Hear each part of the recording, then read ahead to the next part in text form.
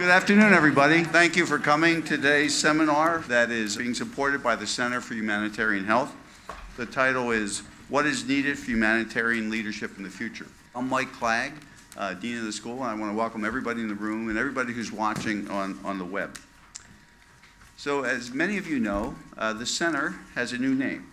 It used to be the Center for Refugee and Disaster Response, but recently was changed to the Center for Humanitarian Health.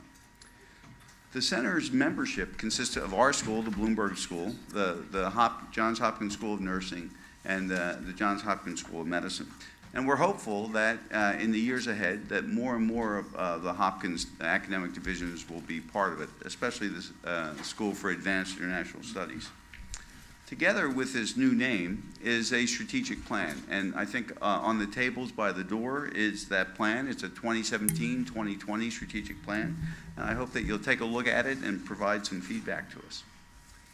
I think everybody in this room knows that conflict and forced displacement is an important issue with huge public health consequences. Today, there are more refugees in the world than at any time since World War II.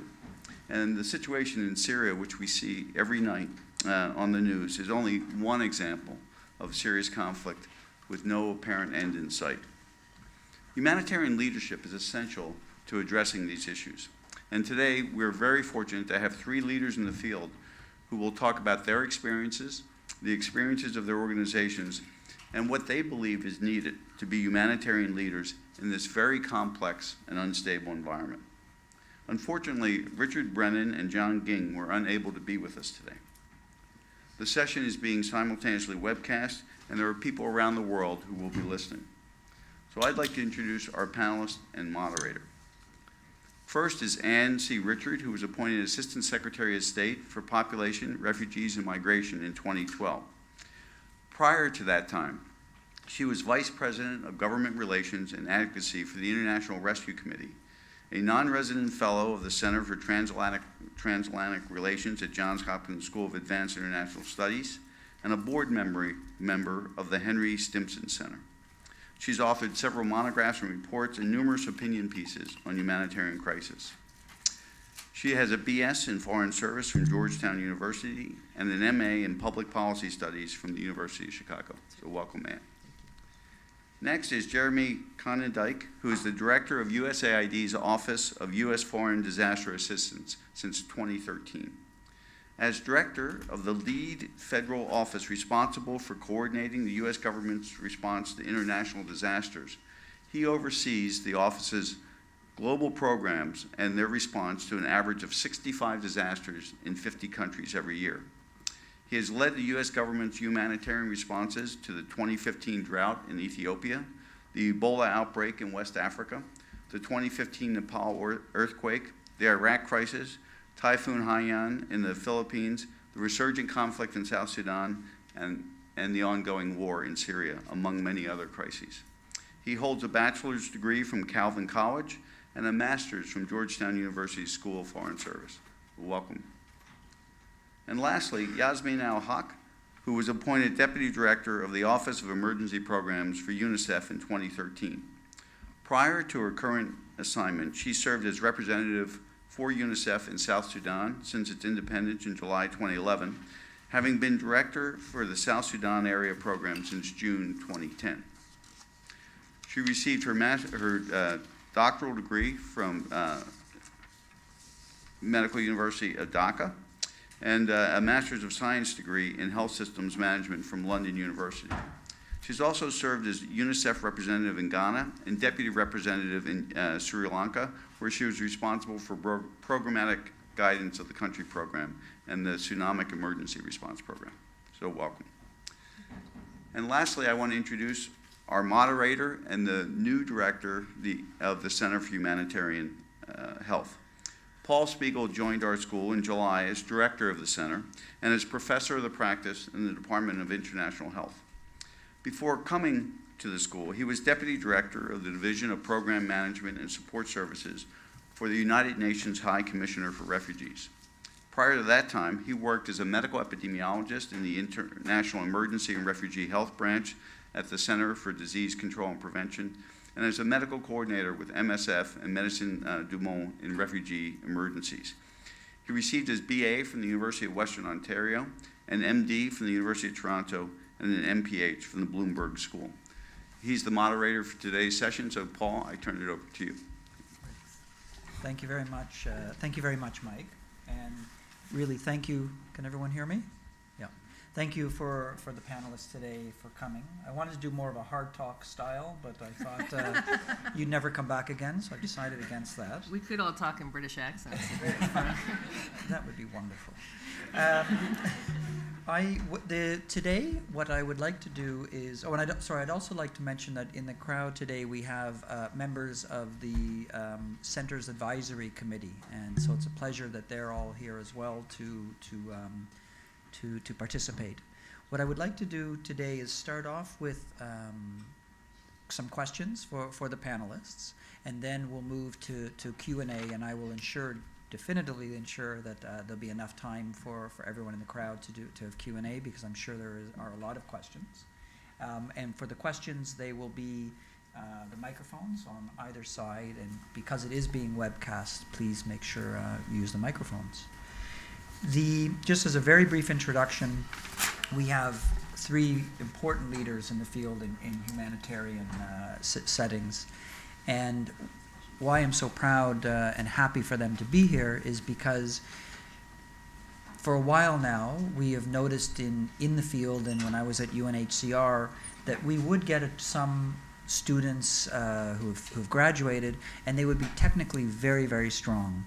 But that was only one component of what is needed. You can't not have technical if you're going into the health field or the nutrition field or shelter field. You, of course, have to be technically competent. But there's a whole other area of humanitarian leadership that really is needed. And it's not something that is always clear, and how, there's always questions about whether people come with this leadership skills or management skills, or they can learn them. And so I'm thrilled to be able to have the three panelists to be able to talk about both their experience, their organizations that they're working for, and also what they see in the future. So the first question, and we'll start with Anne, is how has humanitarian preparedness and response changed over the past decade? Thank you very much, Paul. Thanks to the Bloomberg School for hosting us today. And hello to everybody who's out there you're watching this, I guess, streamed. It's interesting for me, thinking back to when I first got to the International Rescue Committee in 2004, I think there were still the vestiges of a less than professional approach to response that was based more on the personal motivation of people involved, and the personal interests of board members. A lot of things that were done very seat of the pants, a lot of one-offs. And I think over time we've seen a great deal more professionalization of humanitarian response, less tolerance for amateurs, more focus on providing essentials of fewer things that people really need to survive, like clean water and food and vaccinations, and less about what people care to give. An acknowledgement that clothing drives in the U.S. Indirectly can be nice, but to put them on clothes and flown somewhere is a complete waste of cargo space and airport runway space. And, less of a focus on sort of what makes activists feel good and more on what the needs are overseas. Also, there's more of a focus now on empowering local first responders. I also think, if I think back to the first time I went to a refugee camp, it was in the early 1990s. It was Cambodians in Thailand. We went to speak to the people in charge. It was the head man. I think every trip I take now, I make sure to meet with women, to meet with older people, to not just meet with one demographic that represents all refugees. So I think those are some of the trends that I've seen over time. Thank you. And Yasmin? Thank you, and thanks again for the invitation. Maybe to take that forward, so what is the new norm now? Climate change is real. It's happening. The consequences we're seeing every day. More and more crises are chronic and protracted and complex. We have health crises which have international hazard implications. Human rights violations. We seem to be ever increasing, looking at the violations that especially children are facing, the grave violations, which is either killing, maiming, being recruited by armed groups or armed forces, being subject to sexual violence, with schools and hospitals being attacked or becoming targets in a conflict. We're seeing water being used as a weapon of war, where water supplies are cut off to besieged areas. And we're seeing humanitarian workers being targeted. So that whole change, that wearing a UNICEF vest or an IRC vest no longer protects you, gives you that safe humanitarian space. And I think that's something that has really changed over recent years. So I'd like to bring in that dimension. I agree with everything that Anne and Yasmin have said. I think the point Anne made on professionalization is really important. When I started my career in this field in the late 90s, I worked for, I got my start with a very small, not very professionalized NGO, and had a lot of friends working in Kosovo who had literally just showed up in Pristina and found jobs. And you can't do that anymore, and that's a good thing. Doesn't always feel like that when you're trying to break in, but it's a good thing for the field that you can't do that anymore. So the professionalization is a really important piece, and I think that this kind of a session and this kind of a topic of thinking about what does leadership look like and what do leadership skills look like beyond the sort of technical skills is really, really important, because what we look for in people that we're bringing in OFDA are people who, yes, understand the field, understand whatever the technical elements are to their job, but also who know how to manage teams and lead people and run projects and deliver outcomes and make things happen. And that is a hard to define skill. It's a skill that is hard to tease out from an on-paper CV. It's something that you really see when you stick someone in a tough environment and see how they perform. And I'm happy to talk more about kind of what that looks like later on. But just a couple other big themes or dynamics that we see in the field. One is, Yasmin's right, we're seeing increasingly large natural disasters driven by climate change. What's interesting, though, is in a lot of regions of the world, OFDA is seeing fewer and fewer requests for international assistance. And the reason for that is that national capabilities are increasing, local capability, both risk reduction is getting better, and national capacity for disaster risk management when a disaster does occur is getting better. And so, if you look at a place like the Philippines or Mexico or India, these are countries that over the last 15 to 20 years have invested a lot of sincere and effective effort into building out their disaster risk management capability and their disaster management capability. And we've worked with them to provide a lot of technical assistance, and as a result, we see far fewer requests for international assistance coming out of those countries, because unless it's something really epic, they can pretty much handle it. And so that's, I'll be a little bit bold and say I think that within 10 to 15 years, the international humanitarian community will be largely out of the natural disaster response business, because DRR is getting that much better and national capacity is getting that much better. There will still be mega disasters where we get called in, but I think we're going to see that as a decreasing trend. What we're going to see as an increasing trend is conflict and protracted displacement. And I started my career with the Balkans. If you look at the war in Bosnia or the war in Kosovo, these were mass displacements, but they weren't that long relative to what we're seeing now. So the war in Bosnia was over in about 4 years. The war in Kosovo was over in under a year. Huge numbers displaced, but then we could get on with the business of return and repatriation and rebuilding. And what we see today in Syria, what we see today in South Sudan, what we see today in Yemen, are conflicts that just don't end. and drag on and on and on and on. And so where in the past there would be this kind of taper effect where you would, the displacement would mount and mount and mount and then decline and decline and decline. And so it was a more manageable task for the humanitarian community to deal with that. Today what we see, every year in Syria it gets worse. Every year in South Sudan it gets worse. Every year in Yemen it gets worse. Iraq, we're hopeful that it might turn the corner, but it's been getting worse every year for the last few. And that puts that's a very different dynamic for humanitarians to manage, just as a structural challenge to the whole enterprise, because it means we have to sustain a kind of a surge level of activity for years and years and years. And that is I can tell you, and I'm sure any of you who've worked, I know we've got Mira here who used to work at OFTA, and she has experienced this herself. It puts a very big strain on the staff, and it's a big challenge for the management to find the people. So it means that all of you who are who are coming out of this program are coming out at a good time, and there will be jobs for you. So growth market, good on you. But it's a big challenge, and that gets to the last point I want to touch on, which is I think it means that we need to conceive differently of what humanitarian action entails. So the traditional concept of what humanitarian action would entail would be, how do we get food in here? How do we provide some protection services here? How do we make sure that we are scaling up our nutrition program adequately? Blah blah blah. What we're seeing now, that's all still important. But what's also important, if you look at Yemen, this is the example I like to use. We invested a lot of effort, and the administration invested a lot of effort a couple years back in advocating with the parties to the conflict in Yemen to keep some of the ports open.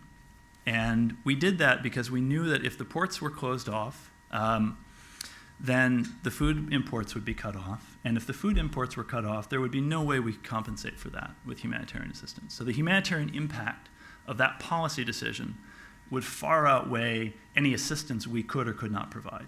And so I think we need to think more broadly, as we're now dealing more and more in this conflict and contested space sort of crisis, we need to think not just about how we deliver, but also how we influence policy towards humanitarian ends, because often the humanitarian impact of a modest policy shift can be as great or greater as all the assistance that we deliver. So we need to broaden how we think, and that means changing our skill sets beyond just the technical and the managerial, to also thinking in terms of policy and advocacy and kind of the world that Anne and I came out of before we came into government.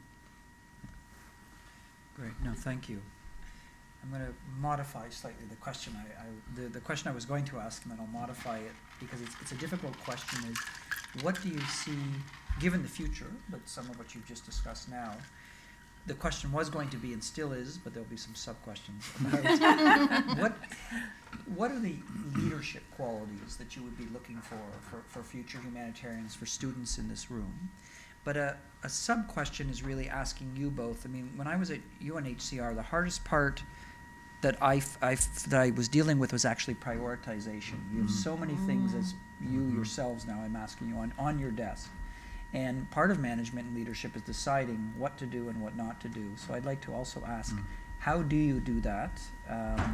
And what are some tips you can give? Maybe I'll start. I'm going to mix it up too to make you all uncomfortable. I'll start with Yasmin. A humanitarian leader needs all the qualities of leadership that we can think of, that we learn about, that we're expected to develop competencies in, and more. I was brainstorming with a few colleagues on, all right, what is it that we want to see in specific to a humanitarian leader? First of all, a leader is not just the head of the office or the head of a department. Everyone working in humanitarian field does have to have that leadership ability. It requires us to be principled, but pragmatic, not but. Politically savvy and trustworthy, adaptable, that we are able to interact with the head of state to the woman and child under the tree.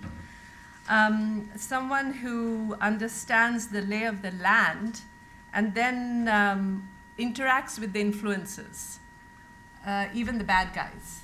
In our role in working with children affected by armed conflict, we do have to interact with non-state entities. We do have to interact with rebel forces. We do, I was in Sri Lanka and we were negotiating release of children from the LTTE. So we were between a rock and a hard place because the government did not like us. We had access to LTT-controlled areas, and the LTT did not like us because we did not treat them like government, which they perceived themselves to be. So there's always that tension. A leader is an enabler and not a controller. How do you create an environment in which your team is able to deliver? That's a great point. Yeah, And that's so important. Someone who believes in systems. And I think that's also a change in where it's not just to go out and deliver, it's are you helping develop a system that delivers, that's predictable, and that is accountable. And that's really important as part of the leader has to believe in those systems. The leader will have to make decisions. You can't wait. You will have to make a decision now.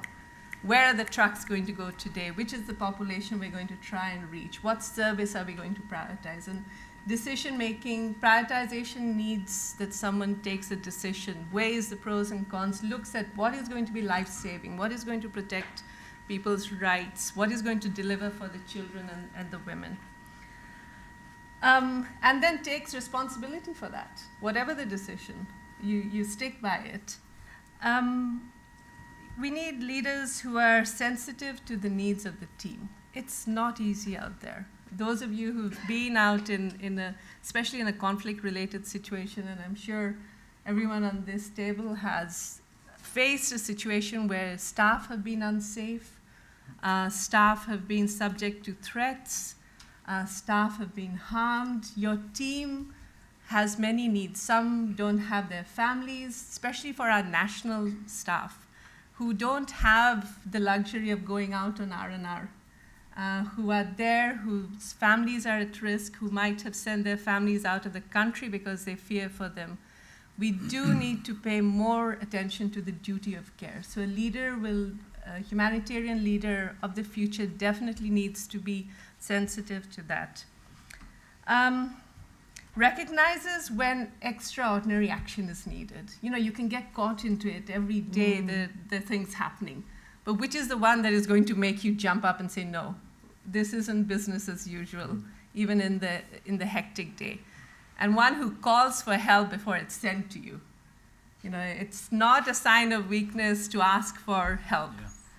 Yeah. It's a sign of strength when you recognize the situation, when you see the skill set in your team, or what needs to be complemented in your own leadership style, and ask for that help before it gets sent to you. Someone who's open to learning and sharing. We all learn things every day. One of my biggest experiences, even though I come from Bangladesh and there's floods there every year, and like Jeremy said, you know, you won't hear about 1 million people displaced in Bangladesh because there'll be a way. 2 days later, when the water's gone down, they're back rebuilding. There isn't a major issue there. The tsunami hit in Sri Lanka when I moved there. And it was life-altering for many of us because it was the first test of the cluster system, of the transformative agenda, which came later on. But the whole humanitarian reform, that how do we better organize to deliver in a more efficient way, started. And from then till I went to South Sudan, which was 2007 and 2010, even that 3-year period in between, so much had changed. The protocols in place, the systems in place, the requirements in place. So you constantly have to learn. It's not the same world every day. And share your experience. And really, for me, this is a great opportunity to be able to share it. In all of it, I think the final thing I would highlight now is humility. You have to be humble. You have to be open to being criticized, to learning from it. But the humility comes from when you work with people and you see the stress the women and children and the families are under, and with how little they are able to survive. It's as though it's an elastic band that keeps stretching. And you see, that's where humility comes from. And I think that's an experience, unless you've worked in such situations, you don't really get a feel for. So I'll stop there. Well, that was wonderful.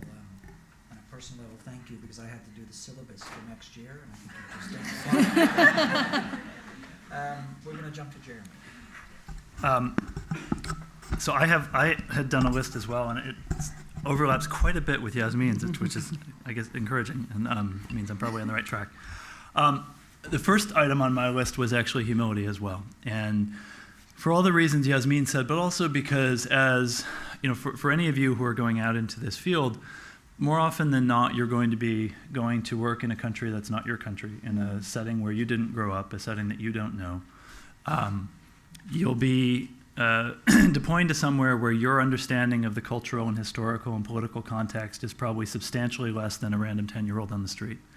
And so you always need to keep that in the back of your mind, sometimes in the front of your mind, in how you are comporting yourself, how you're engaging with your team and your counterparts, with government officials, community leaders.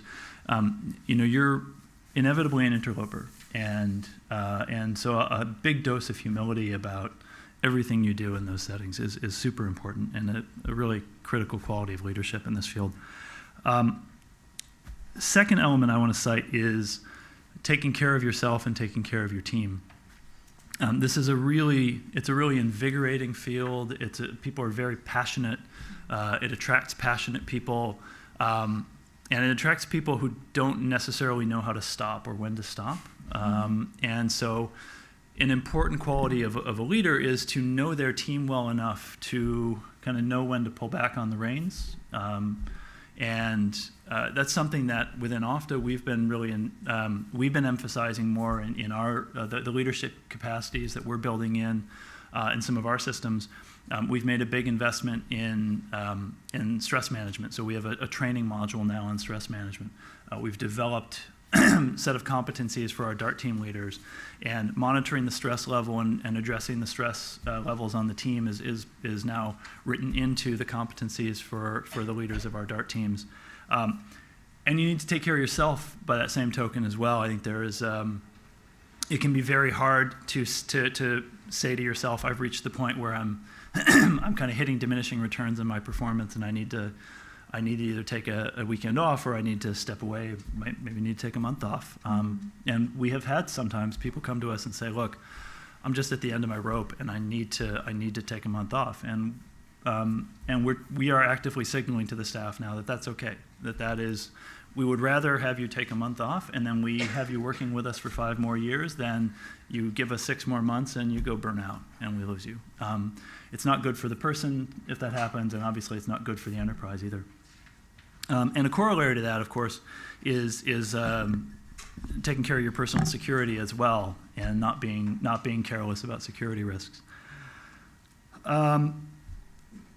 Important to think about the people that you're going to bring in. Most international positions in this field are inevitably management positions in some way, and if you're in a management position, you're going to be recruiting and managing a team. And the people you bring in and the team that you build is a really important part of your legacy as a leader and a manager.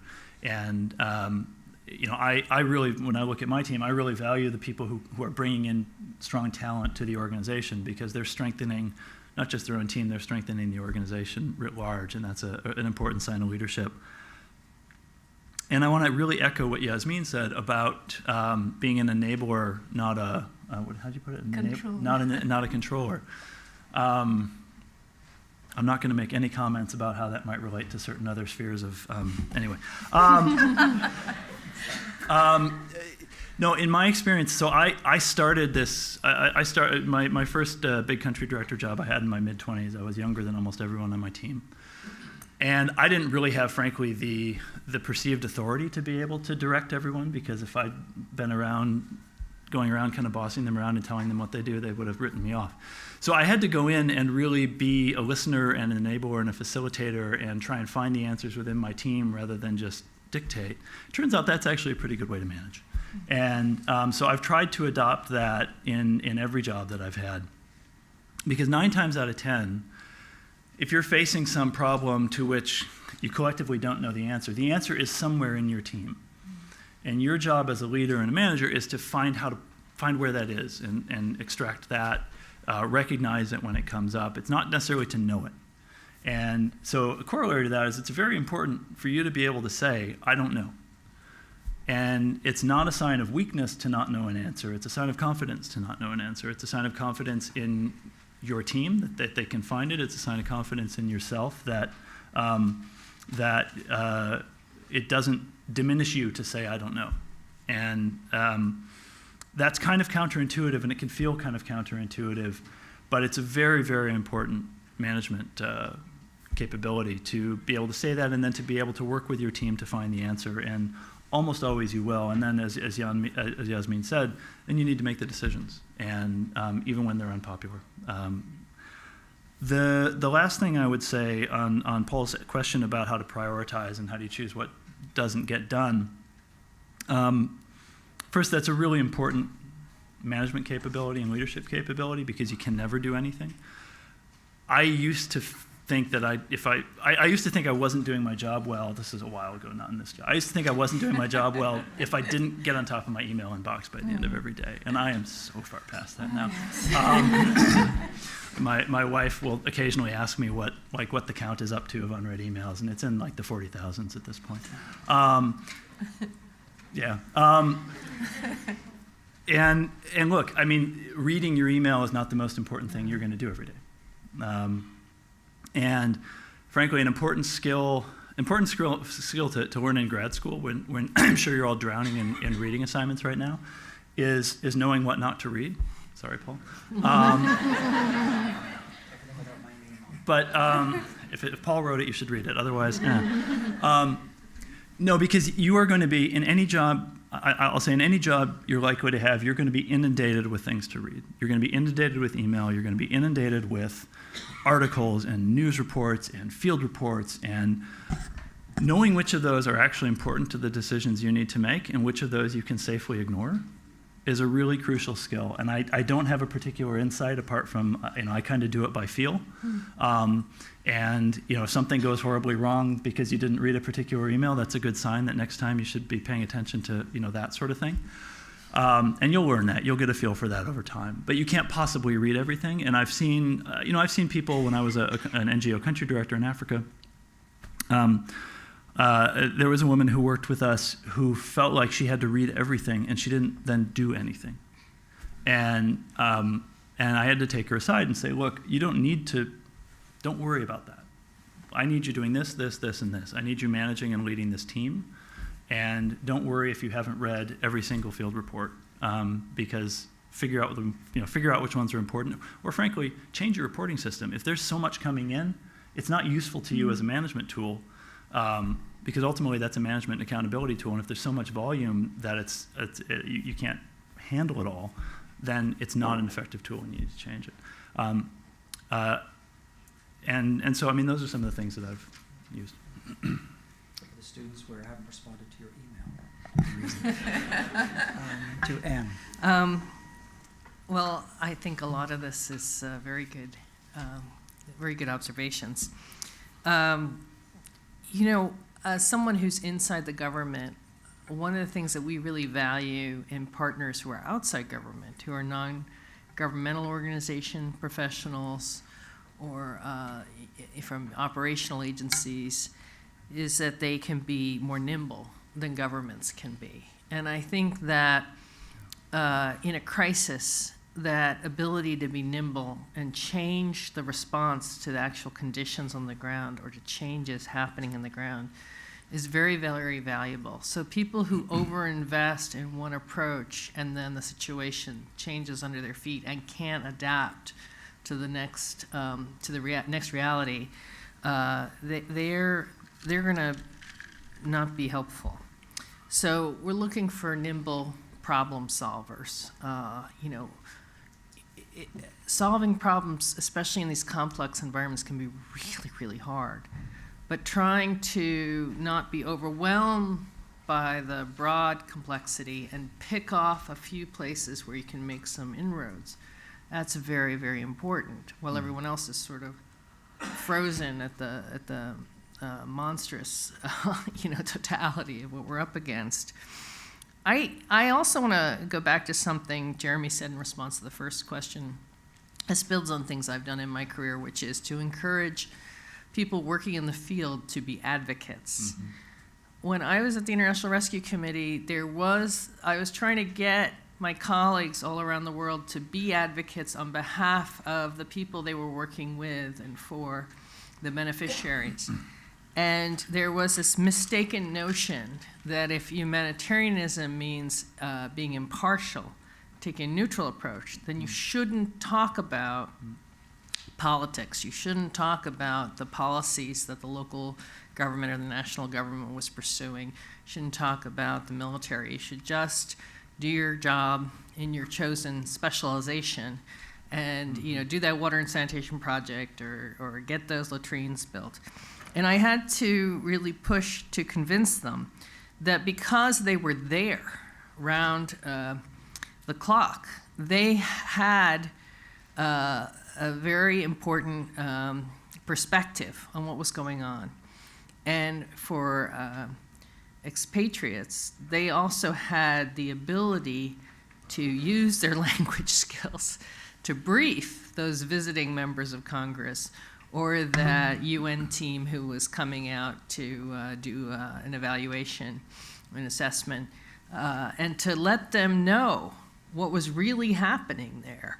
And that if they did not do that, that they were missing an opportunity, a really important opportunity to advocate for change. And so we did a lot of work trying to get people who were not full-time advocates, but specialists in different sectors and sectoral approaches to try to become better advocates and say, look, there's 3 things. I've got 5 minutes of your time. I'm going to give you that executive level summary, and here's what people need here. And I think the other thing that this modern world that we live in, with all this communication does, it means that people have to be able to deal with more scrutiny. Mm-hmm. I think once upon a time you could go to a crisis zone and whatever you did, it was kind of lost to history. Mm-hmm. And now, of course, everything is photographed and cataloged and captured and on video, and everybody is watching each other. The beneficiaries have cell phones and can, report on what's happening where they are. This is a benefit for those of us who are trying to find out what's going on. But it also means that I think people who are working at ground level have to be prepared for a lot more scrutiny, a lot more people breathing down their necks as they're trying to do good work. And I think that must be a challenge for folks out there right now. I'm curious to hear from some of you, because we have the advisory group here. We've got some graybeards, but there are some younger people here too. And there's this whole sense of millennials. You knew I was going to bring this up, right? I know you're all going, of having high energy, but energy focused on personal achievement, personal satisfaction, shorter timelines, a question of whether you have the patience that is required to do, longer term diplomacy, to work towards longer term time horizons, and while you're super connected and communicators, that you're not the best writers, which is an issue with grant proposals and these executive summaries that we were talking about. So in the Q&A, I would love to hear from some of you who I've just insulted. If any of this is a fair assessment and how you grapple with that and what you're doing about that, if do you see this as a really really positive development that I should be spending more time praising? Or is this something that you all are critiquing each other and yourselves about?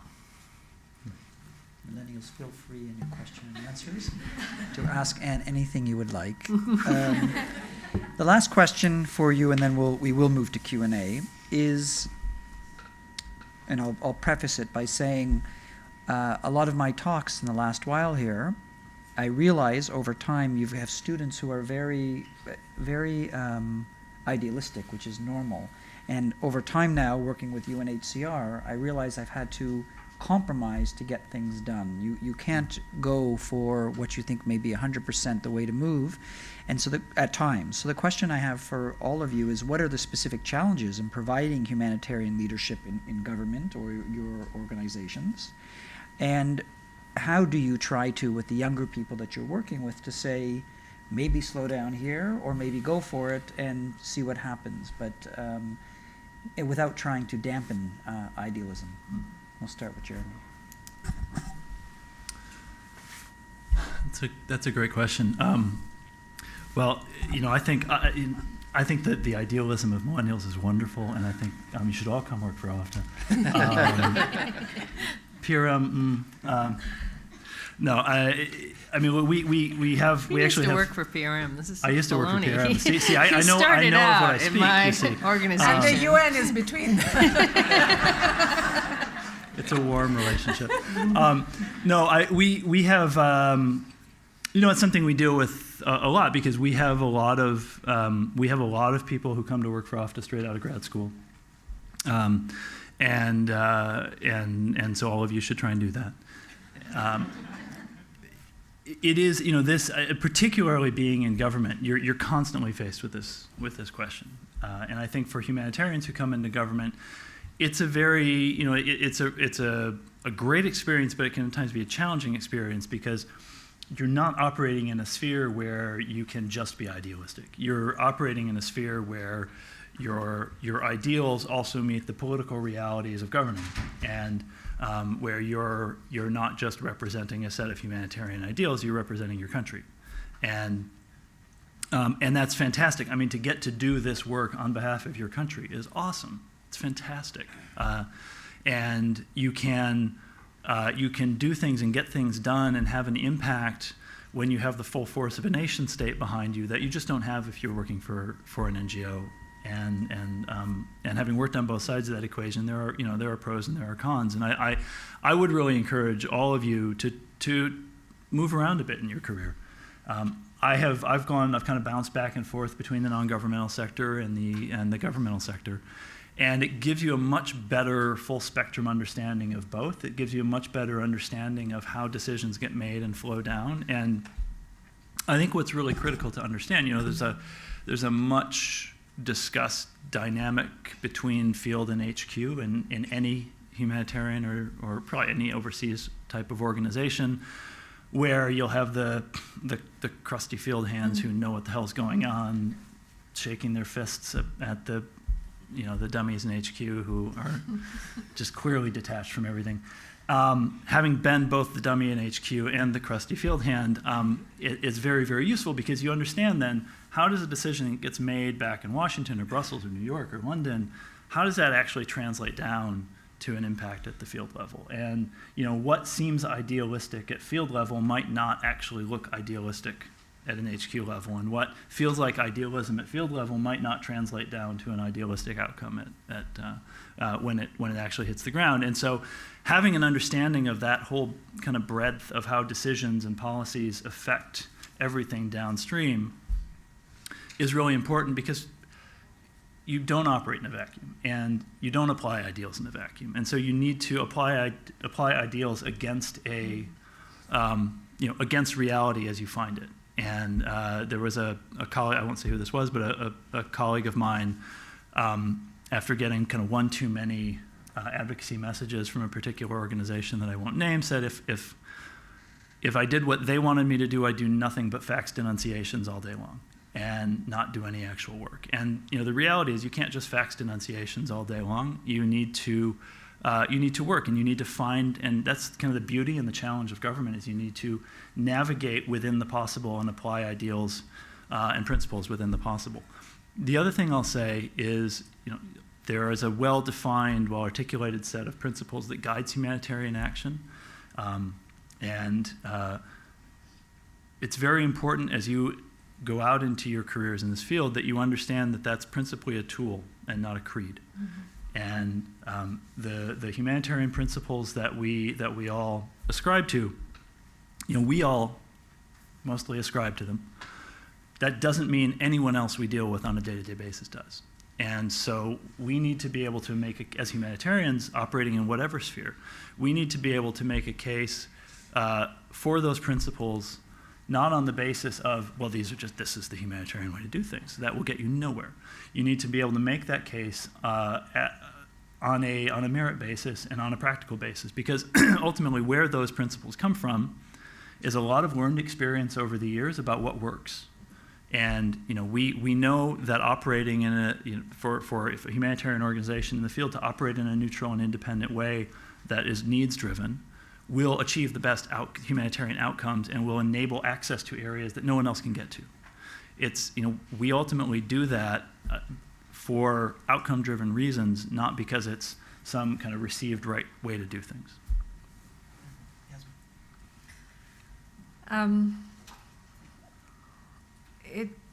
Once I was asked, we had this major restructuring in our office in Bangladesh. And my post, like all national posts, was abolished, and we all had to reapply for posts. And one of the questions in the when I went for my interview was, why are you working for UNICEF? Why do you want to work for UNICEF? And it reminded me of this poet our rep had brought over to talk to us. And she talked about, the privilege of doing or being in a space where your vocation and your avocation comes together. And that's really important. And you see that when coming into work in the humanitarian sphere especially, because of all the context you come across, because of all the principles that will haunt you, will make you ask questions, unless there is that connection, it's very difficult to make sense of the world around you. In doing that, nowadays, I think, especially as you're going in, it's keeping mind on what are the complexities that we're facing. So we talked about some of them, but it's really about not just the programmatic complexities where you're dealing with, in our case, children who are affected by armed conflict, how you report, monitor and report on the grave violations, how you then advocate with that, how you send in your reports from the community to the Secretary General's report that comes out to name entities who are committing grave violations and the political consequences that comes with that. The fact that you have to deal with non-state entities, as we call them. Be ready for lots of jargon and acronyms, CAAC, NSE, PC, there are lots of it, but there's a lot of history and science behind all of it. How do you negotiate with an armed group who are holding a gun to a community? Security, and I think that's something, how do you operate in an armed environment without being scared for your life? And sadly, it's not as easy nowadays. Even in places you've worked in, it changes. In South Sudan, when I was there 2010 to 13, I never felt unsafe. I drove around everywhere. Today, I wouldn't be allowed to do it. So it's the security element, but within security, how do you not be paralyzed by the threats? How do you find access routes? How do you enable your team to move forward? How do you look at security and risk mitigation as an enabler for delivering? So we used to have a security system tell us when it was time to leave. Now the security system has to help us decide how to stay.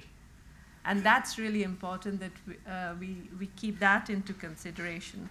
Also, there are I think every organization has simplified operating procedures now so that we can be reactive, so that we can move faster. And it's really important that we try and use those and modify them and adapt them. But there is a framework which wasn't there, say, 10, 15 years ago. Civil-military cooperation. How do you work with militaries? That's another important part. It's not just in conflict-affected situations. When there is a major natural disaster, we do have military contingents who go in to help rescue people, to help clear the rubble, so that the humanitarian supplies can go in.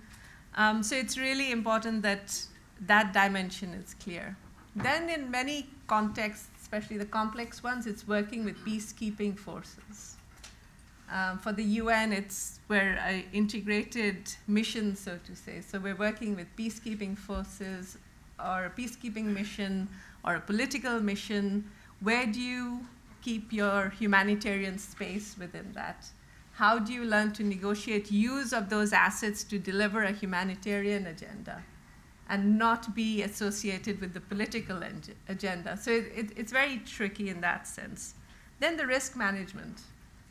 People are taking pictures all the time. It's real time. The number of times we've had pictures of rebel forces carrying UNICEF-labeled backpacks, UNHCR tenting, IOM or WFP rice sacks, filled with sand to keep the armed groups protected. It's how do we do the risk management in what we do and how we do it. And I think at the center of it is the fact that we are going to be dealing with a large group of traumatized people.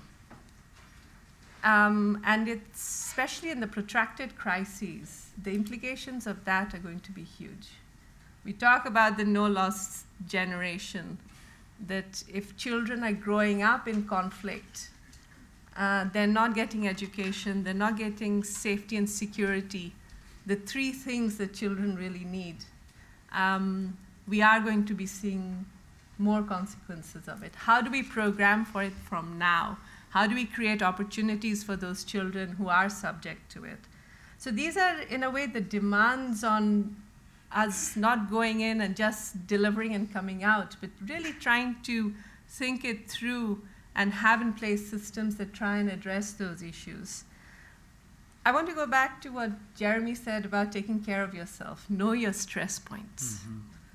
And it'll be a funny one. Like for me during the tsunami, I'm up early after a late night of getting briefing notes and reports ready, and I can't understand why the shampoo isn't working till I realize that it's actually the body lotion.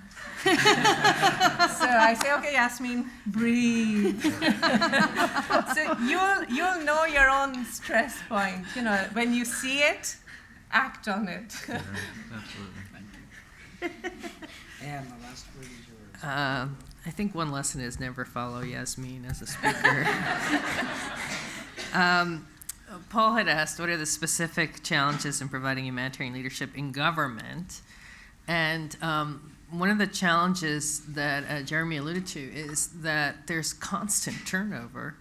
In the State Department, we have several sets of personnel systems, and the diplomats come, stay for a couple of years, and move on. And it's good in that nobody ever gets to bent out of shape in terms of boss-staff relations, because they're always going to go move on to someone else. And it's bad because it's a constant rotation of diplomats, similar with political appointees, same with military leaders, right? The troops go out, they stay, and then they move on to somewhere else.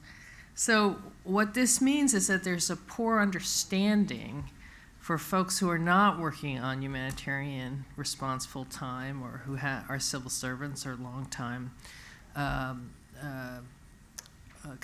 people in one organization, so that they have to be retaught or reintroduced or reoriented about this over and over and over and over again. And that becomes, quite draining to have those same arguments over and over and over again. But it's essential. I think that humanitarians have to get better at explaining why the humanitarian approach is the way it is, and why it benefits people, and why it's in the U.S., in our case, for Jeremy, why it's in the U.S. national interest to honor this and respect this. And it's not at all self-evident to a lot of smart, experienced people with experiences elsewhere when they are working on a hot spot and come in contact with humanitarian endeavors. So that we have our office has been working together to put together a humanitarian toolkit to help explain that to people so that we don't have to draft things new every time. But I find that really challenging. Paul asked about compromise. I think this is a very timely question right now, certainly for our bureau at the State Department. And I have a colleague, Hoa Tran, who's here, and then another alumnus, Joe Livingston, who are available, unless they move fast afterwards, to also talk about this. But, some of our issues related to refugees became quite politicized in the presidential campaign, which was new for us. In the past, we have really experienced bipartisan support for what we're doing, and we have very well-funded budget over the last several years, which has been so essential as the U.S. has responded internationally. And this budget is something that, Republican leaders got behind. So that's been fantastic. But now, there's been a lot of rhetoric that's sort of anti-refugee, anti-bringing refugees to U.S., anti-Syrian refugee, anti-Muslim, that, many of us find, is not, betrays a lack of perspective, a misunderstanding of risk, and, in the worst cases, sort of anti-Muslim sentiment, Islamophobia, so racism. So what many of us are trying to figure out is, does one stay, depending on who the leaders of the State Department will be, we know who the president-elect is, we're starting to learn about the national security. Does one stay in a bureaucracy, which is normal to stay for civil servants to stay from administration to administration, and try to steer decision-making towards better decisions, or if there ends up in decisions you don't agree with, do you try to limit the damage, or do you walk away? And, there's an argument to be made, actually, for each of these. And some of it, it's a timing question, too. Do you withdraw and figure quietly and figure you'll live to fight another day, or do you go out in a noisy way to make a stand? And I think this is the kind of questions a lot of my colleagues are asking themselves right now, because they enjoy and they thrive working for internationalists, but there's a lot of questions about whether this next administration will continue some of the sort of bipartisan internationalism that we've seen in previous administrations. So in terms of compromise, Paul, I think a lot of people are struggling with those kinds of issues very much in the U.S. I'm a political appointee, so I'll be leaving, but I think some of my colleagues are really struggling with this, trying to figure out a way forward. No, thank you. And I think with that, we're going to open up the questions, but only for graybeards and millennials. So please, if you have questions, comments, the microphones on either side, and is it easier for us to maybe give you the mics? Maybe we can do that, Ashley and others. Questions? Go on, question. Good. And then maybe we can hand it. Put up your hands when you do have a question, and we'll go with Lauren, please. You're speechless. Lauren, go ahead. Oh, you were going to do the mic. Okay. There's a question over there. Good. No, please, and introduce yourself as well, please. Yeah, hi, I'm Matt. I'm a student here in the Clinical Investigations Department. I have a question regarding your earlier experiences, and what among your earlier experiences would you say most informed you or prepared you for your current positions? I can give a quick answer here. Please. I once tried to manipulate a boss by not telling her the whole truth, and she found out because I confessed like an idiot. And I just realized I was a really bad liar. And so I have been very, very honest and straightforward in most of my undertakings. You know, to the extent I'm not fully honest, I just try not to provide all the information. But as Jeremy knows, I like to talk, so often slips out. But I realized, you know, I try to have sort of that integrity as my, you know, one of the defining things about me. I'm just not into the game playing of Washington where, you know, I'm going to use three-dimensional chess to get a hold of you. So I really try to message things in a very straightforward way because I was lousy at manipulating people. You want me to? One of the things I learned from a Burmese colleague of mine, and it was a day, a very typical day. You know, I had 2 young kids. You have to be up at a certain time, get them ready, drop them off at school, be at work, etc. And this day I'd worked late again, and the alarm rang, and my younger daughter, who decided to come and sleep in my bed, put the alarm off. And next thing I know, I wake up at a time where we should have been in the car. And knowing anyone who's been to Dhaka traffic, you know, it's horrendous. Anyway, I am late. I have to write notes so that they can be allowed into school. I miss my first meeting. I go into an interview panel, all flustered. My colleague asked me, "How are you, Yasmin?" I said, "I'm awful. My juggling act has collapsed." And he asked me, "Were they your rubber balls or crystal balls?" And I said, "What do you mean?" He said, "Well, if it was a rubber ball, it'll bounce back. As long as you haven't dropped a crystal ball, it's okay." And that helped me relax so much. I missed one meeting. The kids were late for school one day in the year. And I think that's the lesson I take, and I try to spread the word. It's going with what is important, you know, and that's something I've taken into so when I come from the field, from South Sudan especially, and I come and see the frenzy over briefing notes, I ask how many kids are going to die if we're late with this note. Absolutely. And I think that's important, keeping your focus on what's important and what matters. I couldn't agree more with that. I mean, one of the lessons I suppose from that too is don't let your kids sneak into your bed at night. That can be hard though. So an important lesson that I think I learned early on is you need to actively signal to your team that you're okay with dissent. Especially in government. It's easier kind of in the NGO sector where by nature most people are contrarians and really don't care what their boss thinks and know that if they don't do well here they can just go get a job at the NGO down the street, so like whatever. It's tougher in government because you have first off a culture that is very hierarchical, culture that is used to deferring to authority.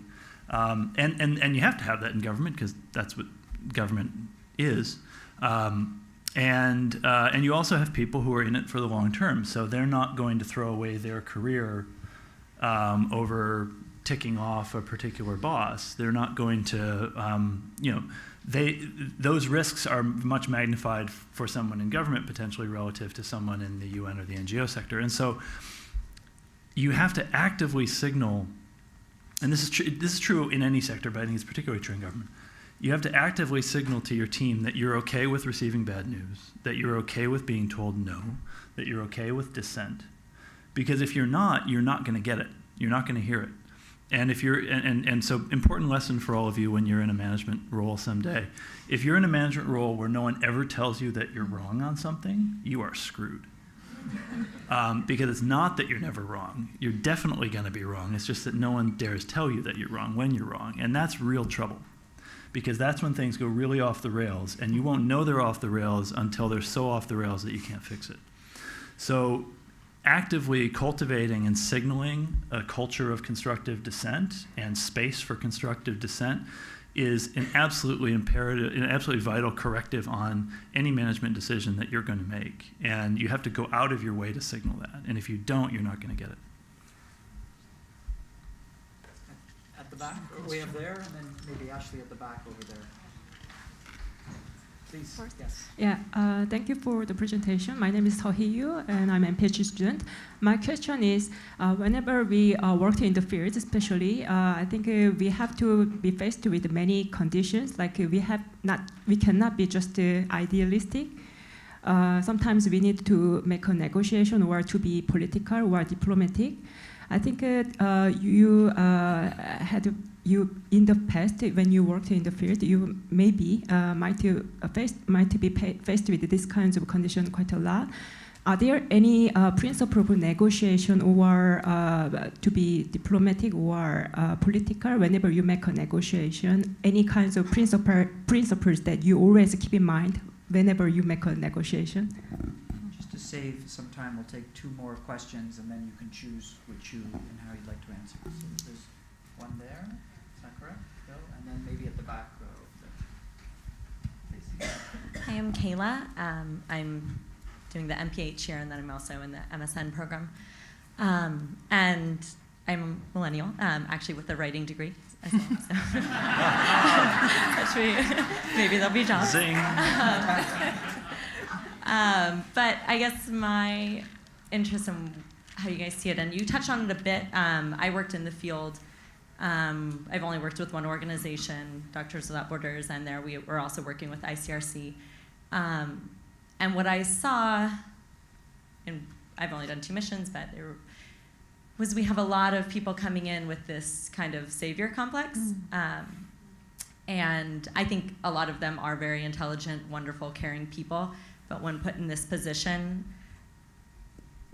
they're given so much autonomy when you're in the field that they're not anymore thinking about what we're there for the national staff and for the people. And so they're making these changes every time, and it is like a revolving door. People are there for 6 weeks, 2 months, 6 months. And so things keep changing, and I saw how difficult that was for the national staff. I saw it in both my missions with wonderful and not so wonderful people, but, and I felt, I mean, we tried to make changes. We tried, I think on my second mission, I was a little more vocal and was able to stand up a bit more to that, but I just see it as a constant problem. I'm wondering on the field level, because that's not as well controlled, not as well seen or supervised, how can we change that? Maybe one last question before we move on to the answers. Back. Yeah, thank you very much for spending the time with us today. My name is Laura, and I'm a full-time MPH student. And I'm also a general surgeon, and my question for you is, what advice do you have for clinicians who wake up one morning and you turn the TV and you see what's going on, and the first instinct you have is, how can I help? And then you subsequently say, well, it's just me. They're probably not going to need me. I don't really count. So is there a national registry where you can sort of figure out ways to help such that it's not, you don't backtrack and say, someone else will do it? Maybe we'll start with you, Jeremy, if that's okay. You Sure. don't have to answer all 3, just any that you feel. So in terms of just the last question, there are a lot of medical organizations that maintain rosters of people to deploy. So MSF is one. They have a very particular model, as you referenced. IMC, International Medical Corps, is another one. They did fantastic work they do fantastic work generally, but particularly on Ebola, really heroic work along with MSF. I think IRC might maintain rosters of medical folks too, I think.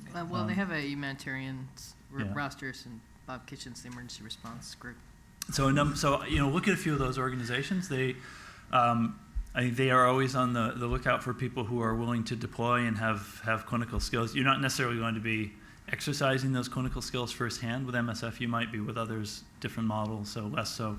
But there are definitely opportunities out there, and worth getting in touch with a few of those organizations and seeing. When we were when we were working on the Ebola response, and Athalia Christie, who you still are with CDC technically, right? Who I worked closely with on the Ebola response, will remember this well. We were struggling to find people who would go out to West Africa to deliver care.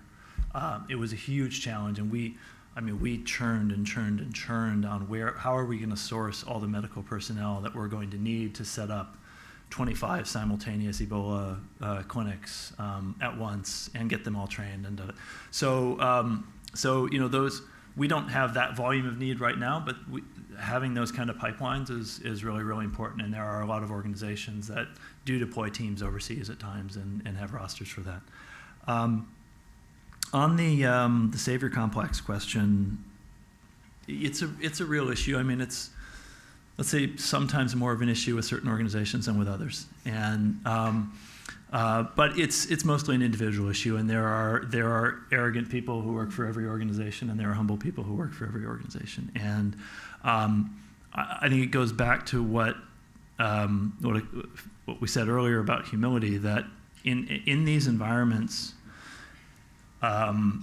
no foreigner is principally the savior.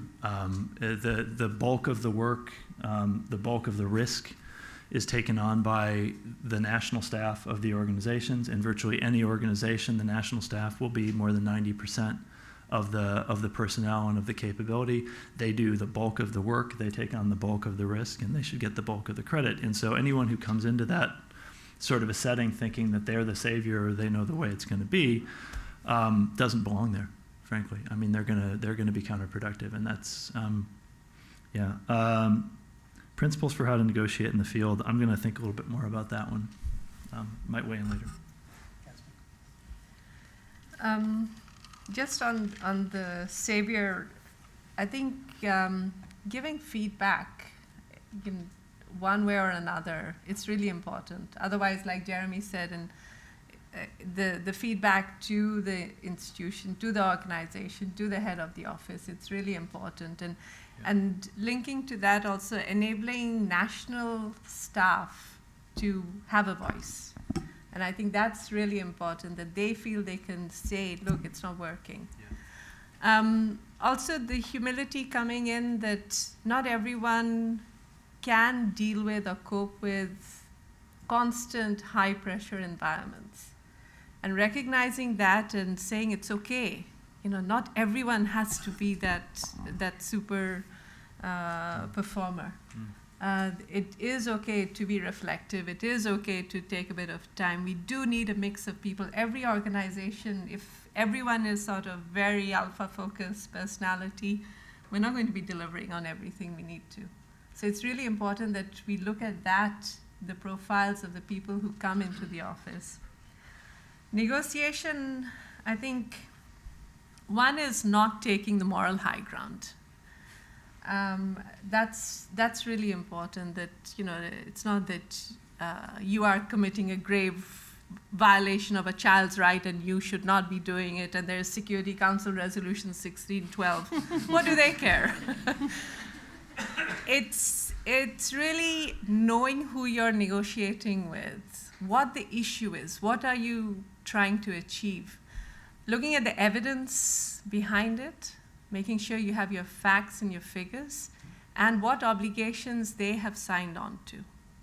So it's really important to know what you're wanting to achieve out of that negotiation, but also your credibility in the context is really important for you to enable you to take it forward. And I always think back to probably in my career, one of the most difficult things is when we've had to go and meet families whose children have been recruited forcibly, and then go in and negotiate with the military when we know they have been recruiting children.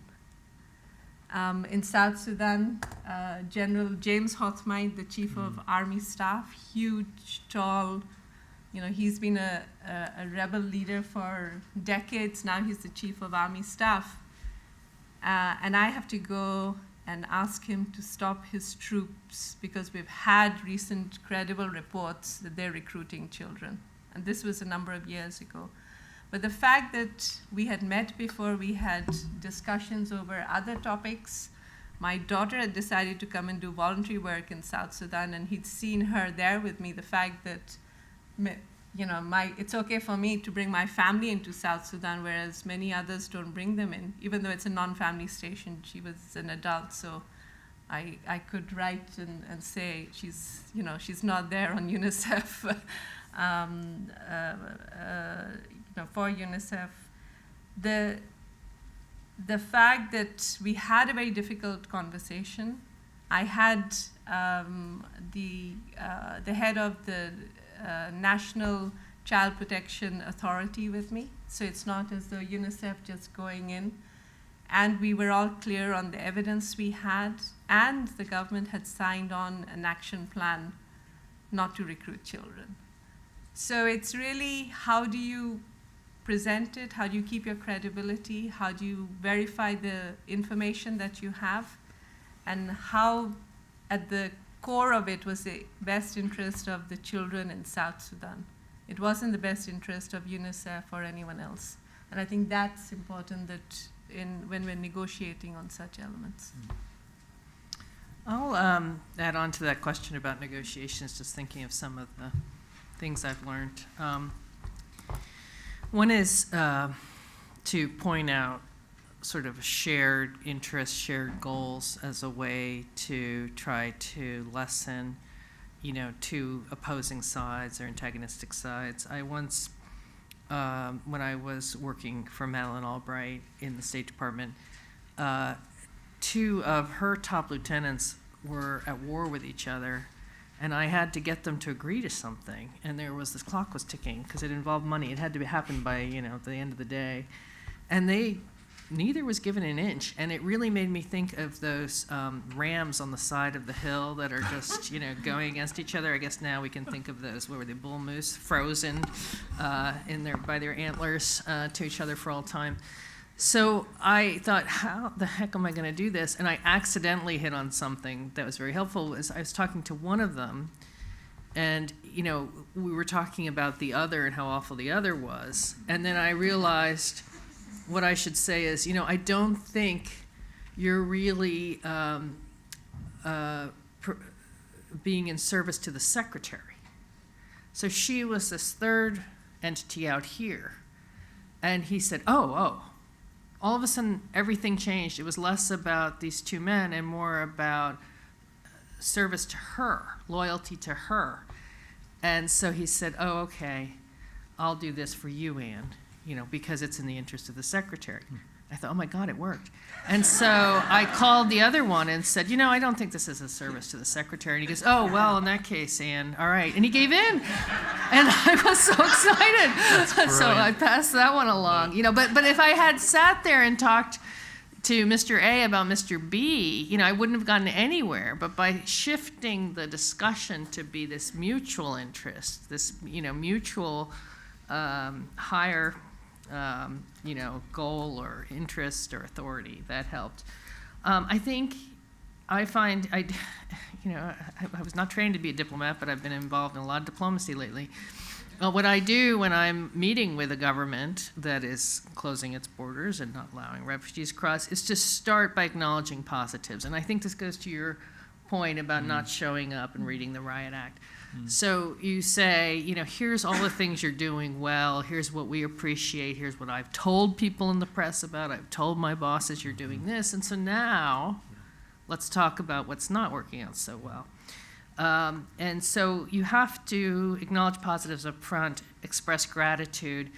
If you're meeting with really detestable people, I think you still have to try to say, thank you for taking the time to meet today. I try really hard to come up with one thing I can thank them for. Thank you for listening to this beginning of my sentence before you interrupt me. And I think, still, as nice as I'm suggesting you be, stick to your fundamental points, because if you give in and you start the slippery slope of watering down your points, then you really haven't accomplished much at all. You really have to know, and I think one of you said this, you have to know what your what you're going for. And so you have to stick to your point. And if you're not getting there, then you walk out of the room and you come back on another day. Or, you know, when you're refreshed or something has changed or they've been worn down more. But you try to know what your fundamental basics is. It's not to make friends. It's to really protect that. So as nice as I try to be, and as grateful as I am, and as nice I am acknowledging what they've done right, I make sure to say, and now I have to talk to you about something that's not working out so well, that we feel very strongly about. So, Can we just add a quick? So I think that's all really important. And one of the things that struck me, in addition to that, is just the degree to which personalities and relationships matter in these sorts of situations. So you sort of look at government and you think it's, you know, here's one institutional interest and here's another institutional interest, and it's the institutional interests that drive. And what you actually find is, I mean, there is a degree of that, but personalities have enormous influence over that. And so building good relationships with people can overcome a lot in terms of institutional rivalry or different institutional interests. And you can have two offices that fight like cats and dogs, and if they get new leadership and the leadership gets along, suddenly that filters down through the whole entities. I think that extends to negotiation as well. If you have, it's a heck of a lot easier to have a hard conversation with someone with whom you have a pre-existing relationship and there's a degree of trust, than if you're cold calling them for the first time and you have to, you know, gently read them the riot act over something. So building those personal relationships is surprisingly important. Neither of you mentioned vodka. It goes without saying, Paul. We are going to stop now because of it's 1:25, but I want to thank very much Anne, Yasmin, and Jeremy, both really for your insightful and not just saying things, but actually really sharing with us some really interesting points. And I want to thank you again very much, and good luck with the near future.